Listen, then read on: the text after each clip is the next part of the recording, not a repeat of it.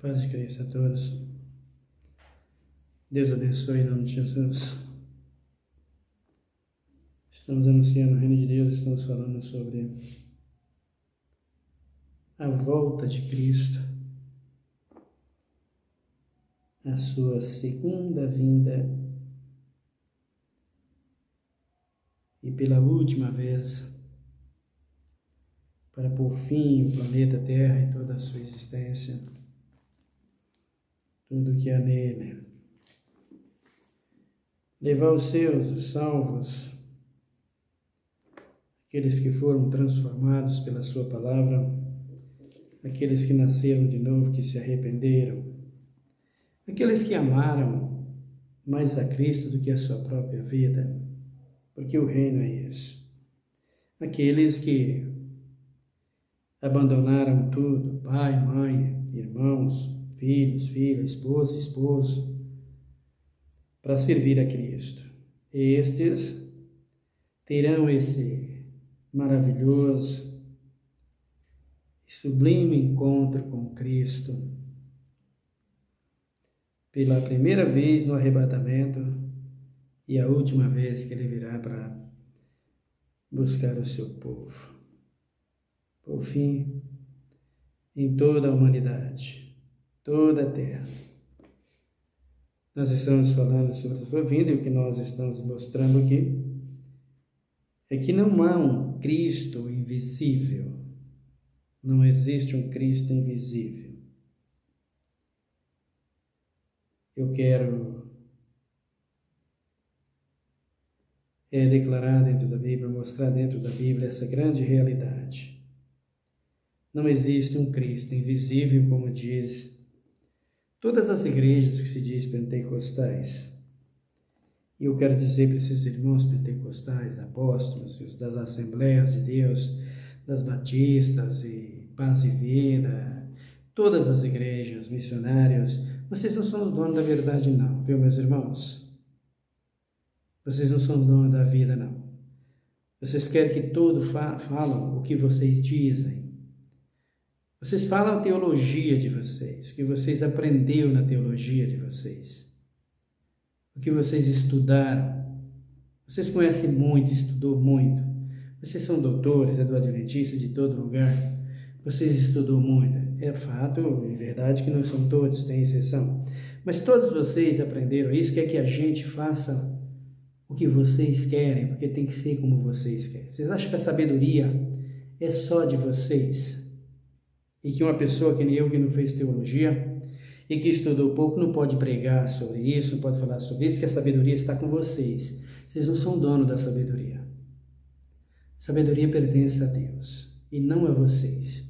E eu desafio a todos vocês, mesmo sendo como sou, analfabeto como eu sou, eu desafio a todos vocês, todos os doutores. Estou falando do Espírito e não da letra. Estou falando da sabedoria do Espírito e não da letra. Vem vocês com a sabedoria de vocês. E eu vou com a minha ignorância e com a minha, sendo indouto como eu sou, com a revelação divina. E lá na frente, nós veremos o resultado. Mas quem vai dar o resultado final é o Espírito Santo, é Jesus. Não é vocês e nem eu. Quer vir para o desafio? Pode vir. Porque eu vou continuar pregando e vou continuar falando sobre esses assuntos da palavra de Deus. O povo não pode perecer por causa de vocês. A sabedoria de vocês não pode anular a sabedoria de Deus e fazer com que o povo pereça por conta de vocês. Vocês não é capaz nem neste mundo e nem no vindouro passar por cima da verdade de Cristo, do seu Evangelho, provando que há um Cristo que vem às escondidas, um Cristo que vem buscar um povo e deixar o outro aqui. O que vocês estão fazendo é matando não só os crentes, mas a toda a humanidade. Capítulo de número 17 do Evangelho de São Lucas. Abram comigo aí o capítulo de número 17 de São Lucas, versículo 20. Interrogado pelos fariseus sobre quando havia de vir o reino de Deus, respondeu-lhes: o reino de Deus não vem com aparência visual. Percebe? Quem não é teólogo, quem não fez teologia, não pode ser pastor, não pode ser pregador. Não é isso que vocês adotaram para vocês, seus políticos nojentos? É o que vocês são na igreja. Tenho nojo de vocês. Imagina o Espírito Santo com essas filosofias humanas, com esse entendimento ignorante, nocivo, que não fale nada, senão para a perversão daqueles que querem ser salvos. 21. Nem dirão, ele aqui ou ele ali, porque o reino de Deus está dentro de vós. Então disse aos discípulos: dias virão em que desejareis ver um dos dias do Filho do Homem, mas não o vereis.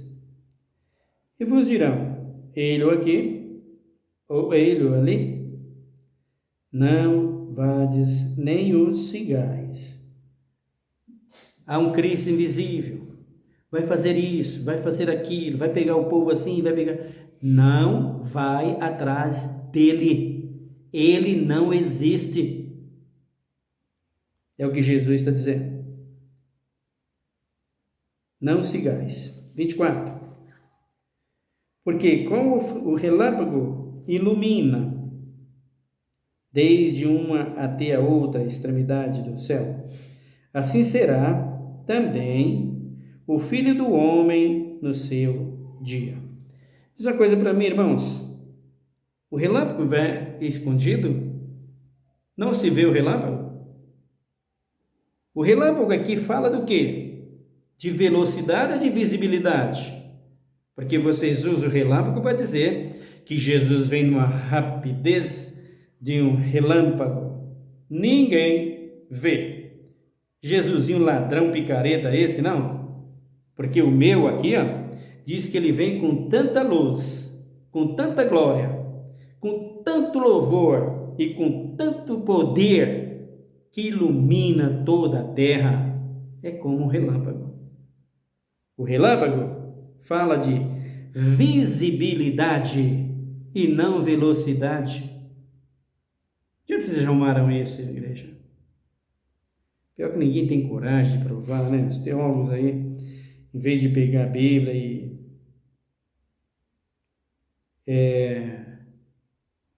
eu diria que bondosamente para comigo, né? Que sou indulto, como eles falam, que eu não posso pregar.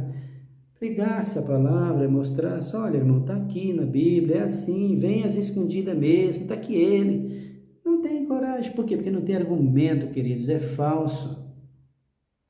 Aí ele diz assim, o 25, mas primeiro é necessário que ele padeça muito e seja rejeitado por esta geração, como aconteceu nos dias de Noé. Assim será também nos dias do Filho do Homem. O que aconteceu nos dias de Noé? Jesus está falando aqui. Como foi nos dias de Noé? Noé recebeu a ordem de Deus para construir uma arca. Abram comigo em Gênesis. Gênesis 6, vamos lá. E tanta confusão que se faça aqui, que os crentes fazem aqui com o dilúvio, não? O dilúvio, diz a Bíblia aqui, Jesus dizendo para Noé,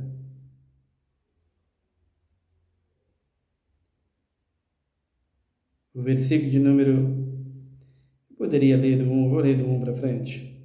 Como os homens começaram a multiplicar-se sobre a terra, e lhes nasceram filhas, viram os filhos de Deus que as filhas dos homens eram formosas, e tomaram para si mulheres de todas as que escolheram.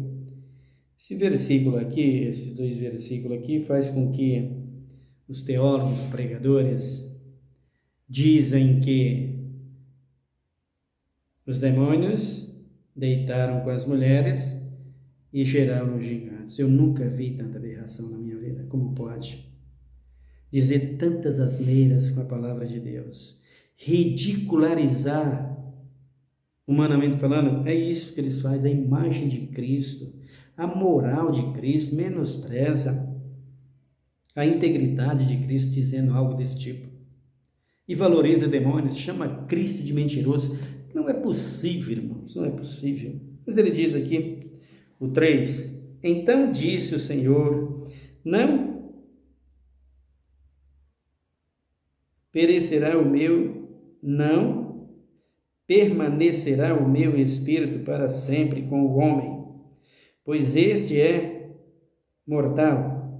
Os seus dias serão 120 anos.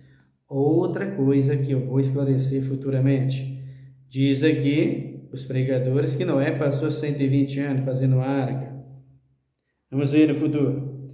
Versículo 4. Havia naqueles dias gigantes na terra, e também depois, quando os filhos de Deus conheceram as filhas dos homens, as quais lhes deram filhos. Estes foram valentes, os homens de renome que havia na antiguidade. Homens valentes, está dizendo aqui, os homens de renome, de força. Viu o Senhor que a maldade do homem se multiplicara sobre a terra, e que toda a imaginação dos pensamentos do seu coração eram má continuamente. Então arrependeu-se o Senhor de os haver feito o homem sobre a terra, e isso lhes pesou no coração. Diz o Senhor: destruirei de sobre a face da terra o homem que criei, tanto o homem como o animal, os répteis e as aves do céu, pois me arrependi de os haver feito. Noé, porém, achou graça aos olhos do Senhor.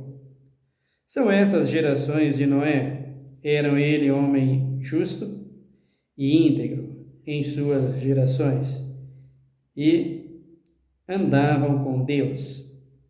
Gerou Noé a 3 filhos, Sem, Cã e Jafé. A terra, porém, estava corrompida diante de Deus e cheia de violência. Viu Deus a terra e que estava corrompida, pois todas as pessoas havia corrompido o seu caminho sobre a terra. Então disse Deus a Noé: o fim de todos os seres humanos é chegado perante mim, pois a terra está cheia da violência dos homens. Destruirei juntamente com a terra. Faze para ti uma arca de madeira de cipreste. Farás compartimento na arca e revestirás de betume por dentro e por fora. Desta maneira o fará. O comprimento da arca será de 3 côvados, a sua largura de 50. Vou pular aqui o 17. Eu trago o dilúvio sobre a terra para destruir tudo o que tem vida debaixo do céu. Tudo o que há na terra expirará, mas contigo estabelecerei a minha aliança, e entrarás na arca tu e contigo os teus filhos e a tua mulher, e as mulheres de teus filhos, de tudo o que vive, de tudo o que é carne, 2 de cada espécie. Então, Jesus está alertando aqui a Noé, para que Noé fizesse uma arca para que ele pudesse conservar Noé com a sua esposa, seus filhos e suas noras. Ele ia destruir de tudo aquilo que era carne. Tudo o que era carne.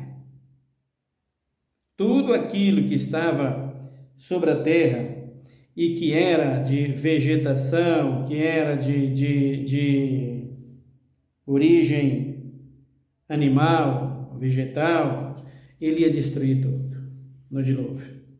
Porém, ele queria conservar a raça humana. Por quê? Porque ele havia dado os mandamentos para Adão. Ele tinha dito para Adão 6 dias trabalhará e os 7 vai descansar. Ele tinha selado com Adão uma aliança de 7 selos, 7 milênios, 7 anos, 6 de trabalho e 1 de descanso na glória eterna, que era isso que o homem ia desfrutar aqui na terra. 7 anos que Noé, ou melhor, que Deus havia dado para o Adão, no que diz respeito a existência do planeta. O planeta Terra e os seres humanos está completando o 6º milênio agora. Ele não chega a 7 milênios, o ser humano não chega a 7 milênios. Vai chegar aos 7 milênios, mas na vida, no espírito. Por quê? Porque vida humana será só 6.000 anos. Tudo aquilo que é carne e tudo aquilo que é vegetação em cima da terra, tudo aquilo que existe na terra, tudo isso que é planeta Terra, que tem vida, só vai existir por 6.000 anos. Mas os dinossauros que acham ossos aí de não sei quantos 200 milhões de anos, só for no calendário deles, na vida deles, no planeta deles, porque no planeta Terra e em qualquer galáxia não existe mais do que 6.000 anos. Se bem que não existe outro planeta que tenha vida como o planeta Terra, né? Tem muitos planetas, mas não há vida neles. E quando Cristo voltar, todos eles serão demolidos, destruídos juntamente com a Terra, com esse planeta Terra, que é o que rege todas as coisas através do Sol e da Lua e do poder de Cristo. Então, quando Cristo diz para Noé, ou melhor, deu para Adão o 7º mandamento, ele fez essa aliança: 6 dias trabalhará e 1 descansará. Então, no 7º milênio, a igreja vai descansar. É o 7º milênio, é o 7º sexto, o 7º selo, em que a igreja subirá quando Cristo voltar para arrebatá-la. A igreja subirá para a glória, onde estará com o Pai, enquanto o Filho estará construindo o novo céu e a nova terra, para vir habitar com o seu povo, com a sua esposa, com a sua noiva, com a sua igreja. Então, isso vai dar-se em breve, porque o 6º milênio já está fechando, de acordo com as profecias. Então ele chama Noé e fala para Noé: Noé, faz para ti uma arca. Isso aqui foi cerca de 2.000 anos depois que Adão recebeu vida humana. Então, quando Deus viu que tudo isso estava destruído, Deus vai destruir a terra. Por que Deus manda então um dilúvio? Porque a terra, naquela época, não recebia chuva. Um vapor subia e regrava a terra, a superfície. Ou melhor, subia da superfície e regrava o planeta Terra. E a terra, o solo era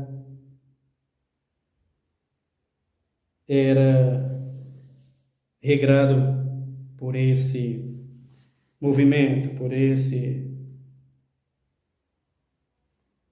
essa ordem, ou melhor, por essa... Não era chuva, né? Não tinha chuva.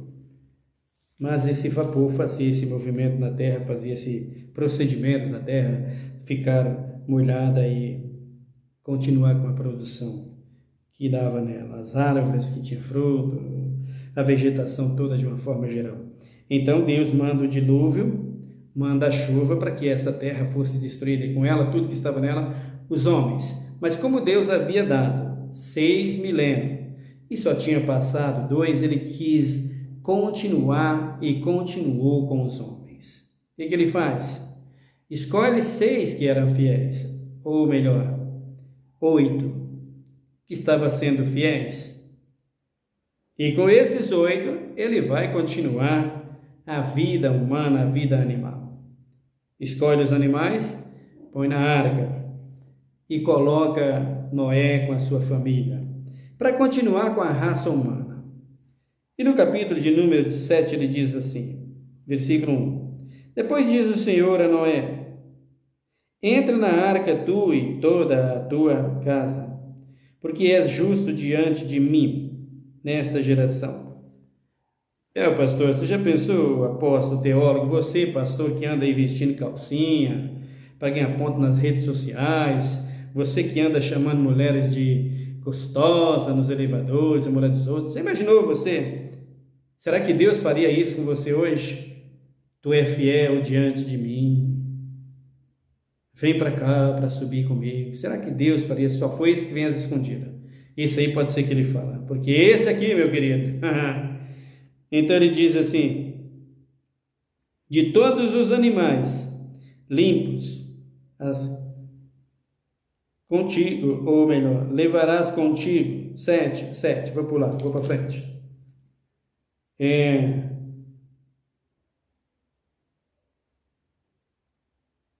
Está falando do 600. E o capítulo de número 8, versículo 1.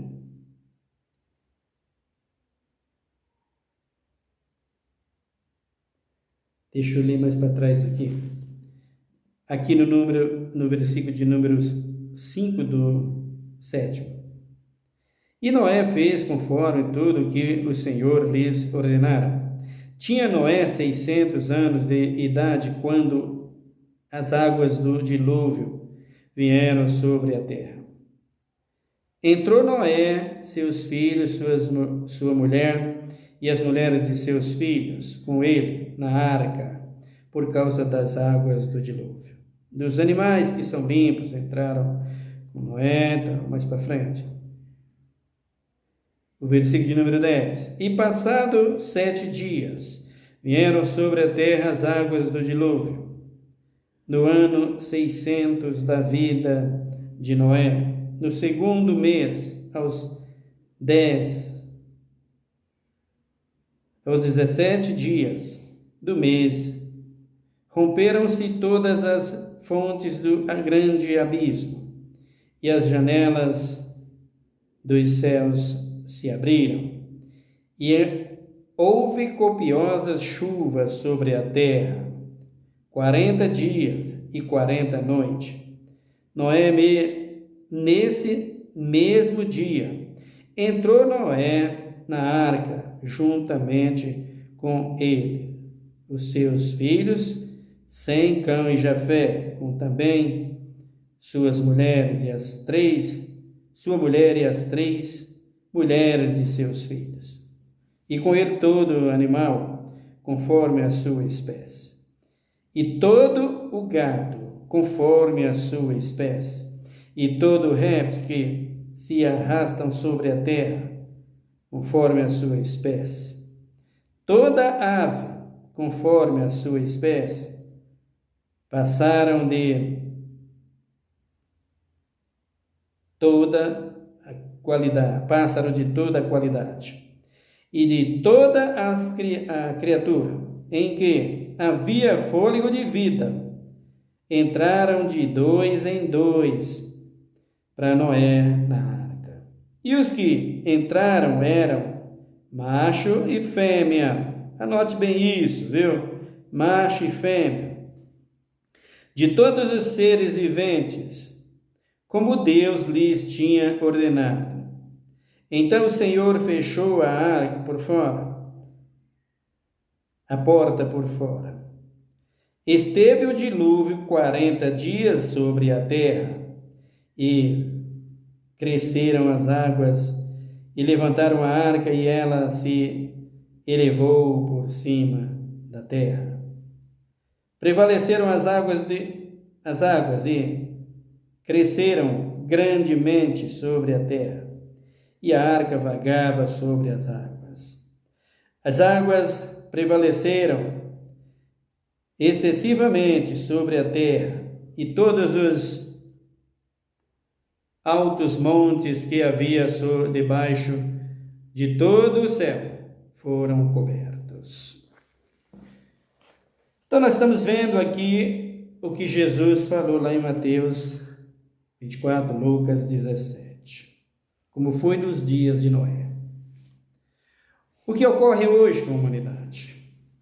Estão brincando com Deus. Estão brincando de igreja. Eu sou pentecostal, eu sou isso, eu sou aquilo, eu sou apóstolo, eu sou padre, eu sou... Estão brincando de Deus. E brincando com Deus. Com Deus não se brinca, queridos. Não se brinca com Deus. Brinca com o leão faminto. Brinca com a naja cuspideira, com a mama negra, com a cascavel, põe o dedo na boca dela, mas não brinque com Deus. Com Deus não se brinca. Com esses seres você tem chance de escapar ainda, mas com Deus você não escapa. Não brinque de igreja. Não brinque de vinda, de volta de Cristo, de arrebatamento secreto, de arrebatamento assim assado. Se você sabe o que é verdade, fale a verdade, não minta, não brinca com Deus. Deus não é brinquedo. Passado 2 milênios da criação da humanidade, Deus já se irritou com o ser humano. O homem era para viver muitos anos sobre a terra. Eu acredito, pela Bíblia, pelo que vejo a Bíblia, pelas referências bíblicas, que ele não iria matar o homem fisicamente, se o homem não tivesse pecado. Se o homem tivesse permanecido fiel, não haveria morte física. Se a espiritual não tivesse acontecido, a física não viria. Então o homem permanecer para sempre, até chegar à medida de Deus. De que medida? De quantos seres ele queria vivos na terra, de quantos homens ele queria que nascesse. Então completava aquela medida, Deus então fechava a madre de todas as mulheres e não iria ter mais filhos, porque já estava na medida certa, já estava o total que ele queria. Acredito eu, pela Bíblia, pelas referências que eu vejo na Bíblia, é o que aparenta ser. Mas os homens pecaram, o Adão pecou. Como o Adão pecou, Deus se viu na obrigação de destruir todo ser humano. Por quê? Porque tinha uma profecia. Tome cuidado com o que Cristo fala, porque o que ele fala ele cumpre, teólogo. Ele disse para o diabo ouvir: se o homem pecar, eu venho para salvar. Eu venho para o lugar dele, para livrar ele. E o homem pecou. Quando o homem peca, João disse em Apocalipse, o cordeiro estava morto antes da fundação do mundo. O diabo já sabia disso. Sabendo disso, faz o homem pecar. Porque a fúria do diabo é contra Cristo, porque Cristo venceu e vencerá sempre. E ele achou a brecha para atingir a Cristo através do homem, porque ele viu que Deus fez o homem à sua imagem e à sua semelhança. Você é isso, pastor? Cuidado com o que você faz. Ser um político nojento é o que você é dentro da igreja. Então, o que Cristo fez? Vendo que a maldade dos homens era muita, não vou continuar com essa gente assim. Não serei glorificado no monte de pecado, de ruína, de destruição dessa. Nem tanta idolatria e prostituição, eu não serei glorificado nisso. Vou acabar com todos eles. Mas havia uma profecia. Que profecia? 6 milênios. Que profecia? E que profecia é essa? Mandamentos. Havia essa profecia dada para o homem, através do Adão: 6 dias trabalhará e o 7º descansa, depois do pecado do Adão. Então, o que ele faz? Eu tenho que continuar com a raça humana por mais 4.000 anos. Procura no meio dos homens. Quem poderia estar na posição para que ele continuasse com a raça humana e os animais. Irmãos, os animais não existem, os homens. O planeta não existem, os homens. Tem que ser acabado, tem que ser destruído. Por isso, no arrebatamento da igreja, tudo se acabará. Então Deus vai até os homens e procura entre eles, encontra Noé. Vou continuar com a raça humana por mais 4 milênios. Está fechando agora o 6º milênio. Pelas profecias, pelos acontecimentos, nós estamos vendo aí. Então Cristo vai e diz: como vamos destruir o planeta? Como é que nós vamos destruir tudo isso que fizemos, conservando eles? Manda fazer uma arca. Noé faz a arca e Cristo manda a chuva. A chuva, o dilúvio, as águas, matou tudo que havia sobre a terra. Conservou o que estava dentro da arca. Pessoas perguntam para mim, mas se Deus... Por que Noé não levou para a arca um casal de minhocas? Olha o que o ser humano é capaz de perguntar e falar para transgredir a palavra de Deus. Um casal de baratas. Você acredita nisso? Pois fala isso para mim. Pergunta isso para mim. Queridos, a terra foi destruída. O que tinha ali na terra, que não entrou no dilúvio, na arca, foram destruídos. Cristo não levou para a arca, tudo que Cristo levou para a arca, tudo que entrou na arca tinha sangue. Entenderam? Vida humana. Tudo que entrou na arca para conservar, tinha vida humana, tinha sangue, tinha vida animal, tinha vida dos répteis, das aves, tinha vida com sangue. Peixe nenhum entrou na arca. A Bíblia não declara. Por que não? Porque é criado pelas águas, queridos. Quando o dilúvio, as águas param, aparecem os mares, com certeza os peixes. Percebe? A terra, quando ela foi criada por Deus, ela já veio com essa capacidade de produzir os bichos que há nela. Assim que tudo que há nela foi destruído e a chuva passou, a vegetação voltou. O Ló disse que batendo a chuva até aquilo que está seco, as raízes lá embaixo, ao cheiro das águas brotará. Percebe, meus queridos? Quando as águas param, que a chuva cai novamente, temporã e serôdia, para produção e vida humana novamente, vida animal, vida terrena, aquela semente estava na terra. Os insetos, as formigas, tudo voltou a ter vida novamente, mas já era outros, novos, não era mais aqueles que tinham sido soterrados e destruídos pelo dilúvio. Percebe que a água deu fim em tudo? Mas o que ocorre agora na vinda de Cristo? Qual é a diferença do arrebatamento do dilúvio com o arrebatamento agora de Cristo voltando para buscar a igreja? Existe uma diferença muito notável que ninguém quer explicar. Primeira coisa, a terra não foi destruída no que diz respeito ao planeta. O planeta não foi destruído. Foi destruído tudo que estava sobre o planeta,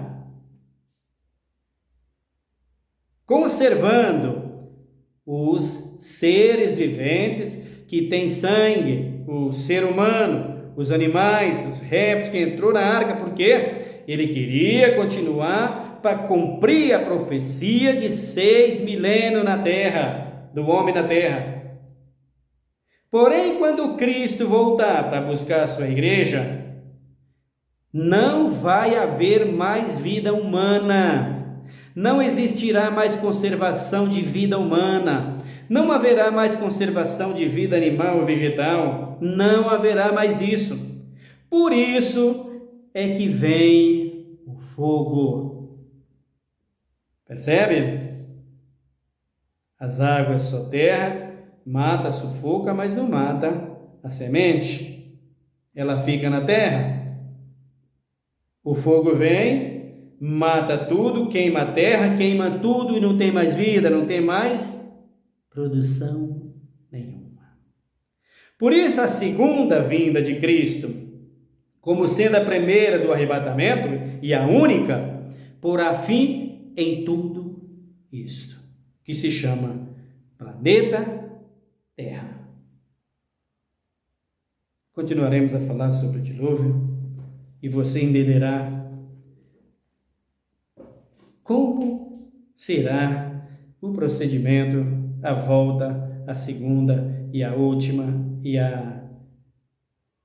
é arrebatando a igreja em breve. Está chegando o dia, está chegando a hora, se prepara e você verá que não existe um Cristas invisíveis ou invisível para buscar ninguém.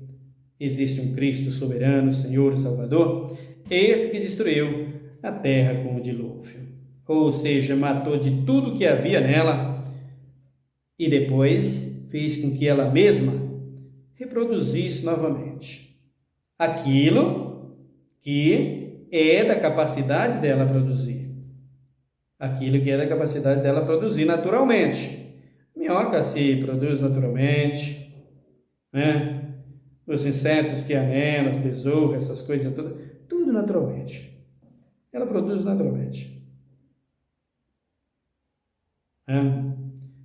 Mas a vida animal, vegetal, ou melhor, a vida animal, a vida dos répteis da terra, das aves dos céus, essa foi conservada.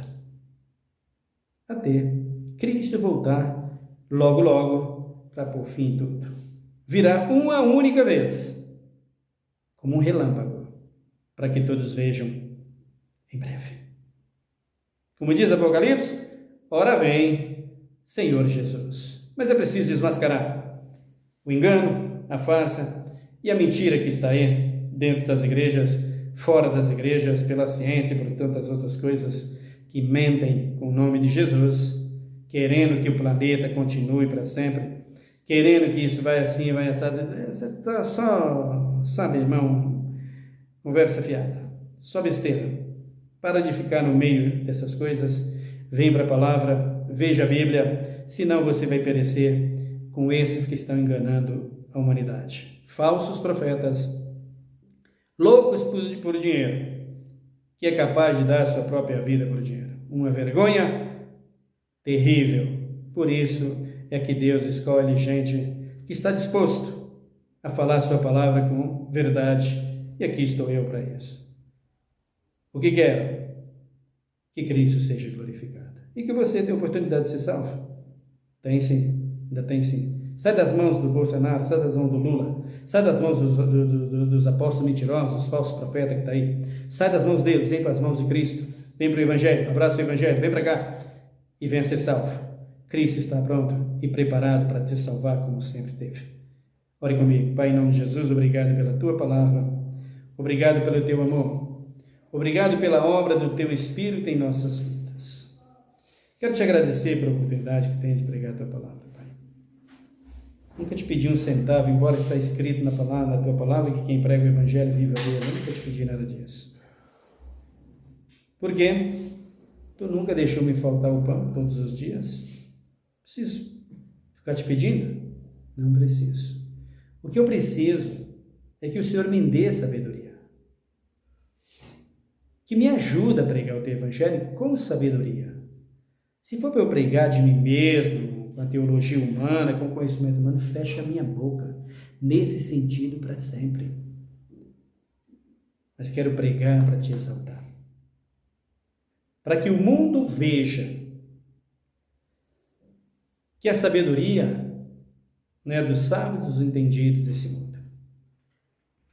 A sabedoria vem de Ti. E quem mais se apodera são os idosos que creem em Ti. Como Pedro, João, Tiago, tantos outros do passado. Assim sou eu. Quero de ti sabedoria para ensinar a tua palavra, para que o mundo veja que tu és Deus e que, como tu diz, tu cumpre e tem cumprido e haverá de cumprir. Por isso, Deus, em nome de Jesus, eu te peço, abençoa a minha nação, sara minha terra, cuida do meu povo, cuida da juventude, tenha misericórdia deles. A luta, as tribulações que estão por aí e que estão assolando a humanidade, que não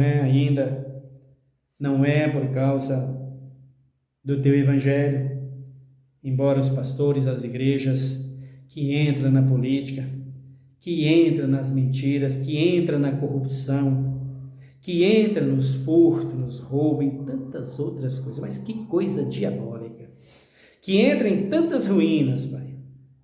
A igreja que entra numa vergonha dessa, ainda tem coragem de dizer que está passando tribulação o evangelho, está passando vergonha porque vocês não têm vergonha, e não tribulação por causa do evangelho. O teu evangelho fará o crente passar a tribulação em breve, mas depois que tudo isso acontecer, veremos isso. Por isso, Deus, em nome de Jesus, dá-me sabedoria, porque eu quero pregar o teu evangelho com verdade. E que tu seja engrandecido, abençoa a nossa juventude, abençoa o nosso povo, abençoa os humilhados, que são os aposentados, que são os que necessitam, meu Deus e meu Pai, de remédio, de recurso para sobreviver. E que os políticos só sabem tirar deles. E agora a igreja também. Mas tu és Deus em cima no céu e na terra. Socorre a cada um, dê vitória. Visita no leito de dor os enfermos que te pertencem, nos presídios, tenha misericórdia de cada um.